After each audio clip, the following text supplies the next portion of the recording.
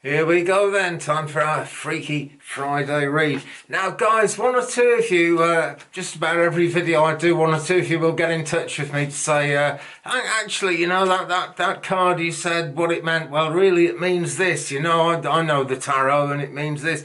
Well, you know, I've been reading the tarot since the 1980s, guys. If you want it by the book, you might as well just read a book, to be quite honest, you know.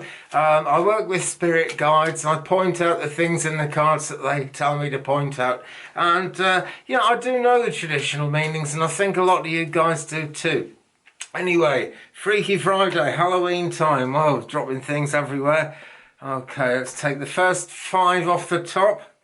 1, 2, 3, 4, 5, and we will go through.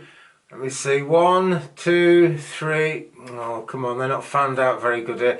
1, 2, 3, 4, and 5. Okay, so you can pick any of those you like, or you can pick all of them. It's entirely up to you, or any combination. And do, by the way, let me know in the comments below which ones you've picked. It helps our spirit guides get zeroed into each other. So, did you pick number 1, friends? Let's take out this first card, card number 1, and we have 5 of Pentacles, essentially, but it's the 5 of Pumpkins. The pumpkins in this deck are very much the Pentacles. So we've got 2 trick-or-treaters here. The tall one is like pulling ahead, moving forcefully, and this is like life events that you just can't avoid, that you just can't leave behind, when you just got to keep moving. And he's pulling the small child along, and the small child has dropped some candy, and she has to leave it behind, unfortunately. So she doesn't notice the cheerful pumpkin tree in the window there. And of course there's 5 pointed stars of change in the more traditional Pentacles. Oh yes, they've actually put some up at the top of the card, right there where my finger is. There are some pentacles in there, so there you go. Very traditional, really. But yeah, she's got to leave that candy behind, and very unfortunate, really. Now, the number 5 can often mean loss, struggle. On the other hand, you know, it's halfway there in terms of numerology. You are halfway to the 10 of completion, and that is actually often the time when we start looking back and feeling a bit of struggle in our hearts, because you know, it's never easy to go all the way with something. There are always going to be some kind of aspects of whatever journey you're on that are going to hold you back a little bit. So 5 of Pumpkins there. I guess the big message of this is not to worry, because the small child will get some more candy at the next doorstep. And in the most traditional view of the 5 of Pentacles, you know, there are good things to come. In Tarot in Wonderland, Alice is being dragged away from a door in that 5 of Pentacles, and it says Queen Alice on the door, so she will get into the warm. She will understand what it's all about. So it's a turning point. It can be disappointment, it can be loss, it can be unexpected troubles, really, but it's also about solving problems, and that is the most positive thing about it. It really is. Okay, so let's move on to card number 2. Did you pick card number 2? Let's find out what it is. It is the 10 of Ghosts, and the ghosts represent the cups in this deck. So essentially, in the more traditional tarot, it's the 10 of Cups. So it's, you know, it's that whole feeling that there's a flow to life, you know, there's more coming. It's the element of water, really, that we're seeing here. So, joy of life, you know, there's a Halloween party going on here, and there are symbols, all mixed symbols of life and death all over this card when we look closely at it. Grandmother Moon smiling down as per usual, and there's a sort of string of ghost fairy lights there hanging up as well. And this family really seem to be enjoying the festivities. They're all dressed up for it. Now, the suit of Ghosts, or the suit of Cups, it's emotions and love more than anything else. It can be a happy home, dreams coming true, a passionate, rich life is indicated, really, when this card comes up. So as number 2 in the spread, it's kind of, that's kind of next stop on life's journey for you after you've had the 5 of Pumpkins. It means you are actually moving on towards the 10 of completion in the whole spread of 5 here. Lasting happiness, bliss even, great love and great friendship characterized by this card. Okay, So I'm moving along quickly, okay, because it just takes hours and hours to upload videos in stormy weather. As I was saying at the beginning, just gets really tricky in stormy weather. But the storm will pass. So what is the middle card? It is the world.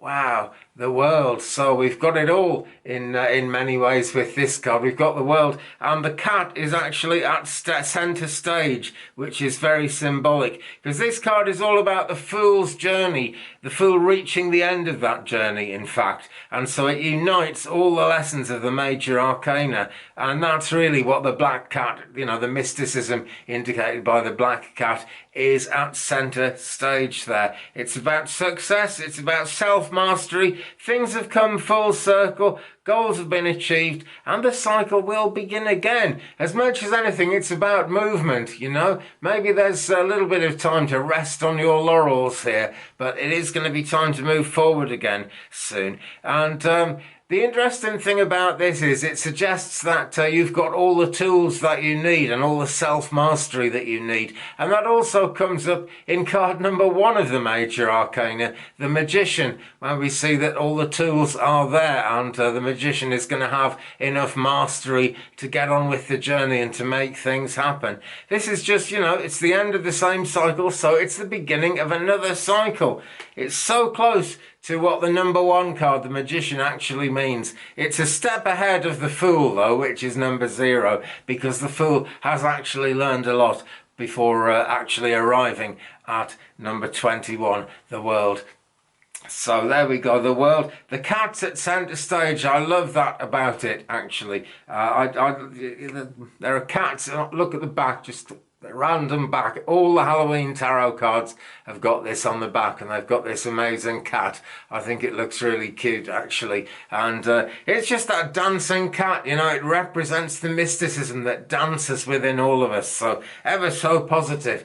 Okay, guys, then moving along swiftly, let's go to card number 4. And what we have here is the 5 of bats. So we're in the suit of bats, the suit of swords, essentially. That's what this one's about. So it's the element of air that we're dealing with here. And, everything that goes with that kind of... a lot like the cups with water, something's blowing in them and something's changing, just like the flow of water brings change. So there is a flow to things here, but always with the swords, and in this case the bats, there's a lot of thinking going on. There's some kind of mental struggling, some kind of mental battle, and it is the 5. So it's not the happiest of scenes here. What we've got is a bully who has snatched bags of candy from innocent trick-or-treaters, from small children. And the child dressed as a cat is crying in the background there. Can you see that? And the clown is trying to bring comfort. Is that going to focus? It's not focusing terribly well. I don't really want to show you that, so just put my hand behind it. Can you see there's a cat? Child dressed as a cat, and a bigger person dressed as a clown trying to cheer up the child who's had the candy stolen. Just like in the 5 of pumpkins, the 5 of pentacles that we started with, there will actually be more candy. So in a way, there's not too much to worry about. But it's about loss, it's about distress from small-minded tyrants, really.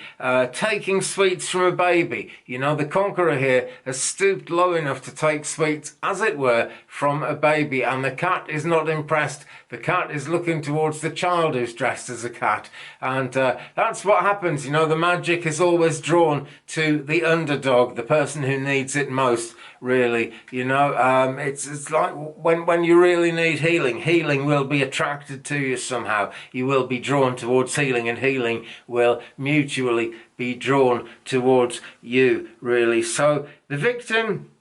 Well, if you're a victim, and that's what this card means to you, then you're going to be feeling confused, maybe even feel like you can't talk about it. Certainly a feeling that you can't defend yourself. If you're the conqueror here, then maybe this is a reminder that you could be being a little bit too proud of yourself. Loss in this card, defeat, unfairness, and a sense of humiliation going with this one as well. So that's card number 4. This is a great spread because we have the world as the heart of the matter. So this is really kind of where we're going after the world in card number 4. That sense of loss. But card number 5 is this one. It's the King of Bats. We've got the bats involved again. In other words, the swords. And so there's a throne of judgment here. And the king is wearing his bat crown. Okay, he's holding a sword in his hand, and the bat crown indicates that he's wearing the triumph of his thoughts and of his journey proudly on his head. Now, in the traditional Rider-Waite version of this card, there's a butterfly on the throne, and that would be the butterfly of kind of spiritual understanding, I suppose, as much as anything. And in this card, it's been replaced by a moth, and the moth is looking a bit like a sort of death's head there. But anyway, it's all about transformation, just like anything to do with death in the tarot. There is transformation there. We can see the clouds in the background, very, very slanted. So everything isn't what it seems. But if you drew this card, friends, you've got the mastery to get through it. You'll be able to think through it. You may have actually thought your way through it already, and just kind of still being in that no man's land of not knowing exactly which way to go with what you've decided. But you're going to be able to cut through the crap, and you are going to be able to make things happen here. We've got the scales of justice, the balance of law. This King of Bats, the King of Swords, uses his intellect to gain power, and that is the best way to do it. He's a strong, powerful authority figure. There's a love of law and justice here, and this guy is a firm friend or a firm enemy,